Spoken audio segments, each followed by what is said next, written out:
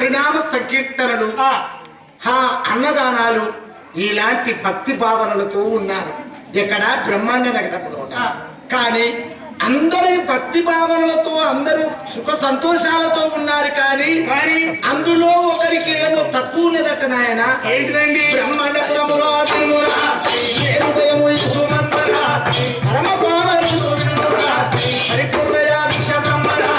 వారి పతిని ప్రకృతమ్మరా సంతానం లేకరా చాలా చింతించు ఆదుండరా ఆ సర్వేశ్వరుని పూజించరా ఎంత పూజించిన సంతానం సరికి గజం చరిత. అయ్యా ఆ యొక్క బ్రహ్మాండ ప్రభులో ఒక చిన్న కొరత ఏందనగా పరిపూర్ణాచారి ప్రకృతామని విశ్వబ్రాహ్మణ తప్పుతున్నారు. వారు సంతానం లేక ఊరంతా బాధపడుతున్నారు. ఒకరికి లేకపోతే ఊరు మొత్తం బాధ ఏంటికి?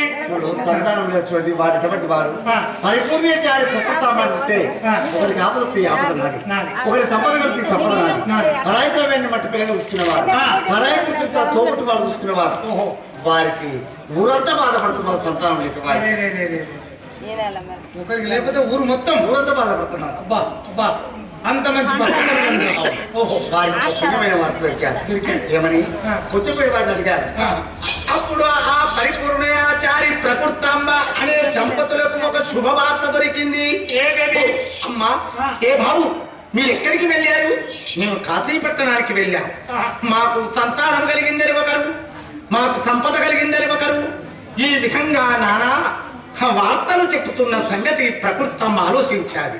తన భర్తారుడైన పరిపూర్ణాచారి నాదా మన గర్భవాసమున సంతానం లేదు. ఎన్నో యాత్రలు తిరిగాము, అన్నదానం చేశాము, వస్త్రదానం చేశాము, యజ్ఞాలు చేశాము. కానీ మన గర్భవాసంలో సంతానం కలగలేదు. ఈ సమయమున కాశీపట్టణములో కాశీశ్వరానుడు కోరిన కోరికలిస్తున్నాడట. మనము కాశీపట్టణం వెళ్ళి ఆ ఈశ్వరుణ్ణి 41 రోజు మండలము రోజులు భగవత్ నామస్మరణ చేసి సంతానము పొందిపోద్దామని ఆ దంపతులు కాశీపట్టణానికి ఎలా బయలుదేరుతున్నారయ్య అంటే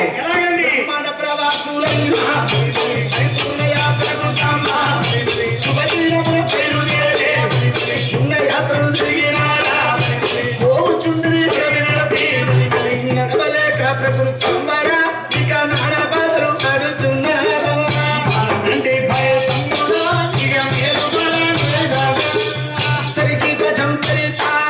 అప్పుడు ఆ పరిపూర్ణాచారి ప్రకృతాంబ మంచి ముహూర్తం చూసుకొని బయలుదేరారు. కొన్ని రోజులు గడిచిపోయారు. మరి ఆ ప్రకృతాంబ నడవలేక కింద పడిపోయారు. నాది అడుగు తీసి అడుగు పెట్టే పరిస్థితులు నాదా కాళ్ళకు కోట్లవుతూ కలిగారు. కోళ్ళలో రక్తం పేరిపోయారు. నడతబట్టి నాకు చేత కాకుంటున్నారు నాదా. నాదా ఆ కాంతికి ఎంత దూరం ఉన్నాదు నాదా.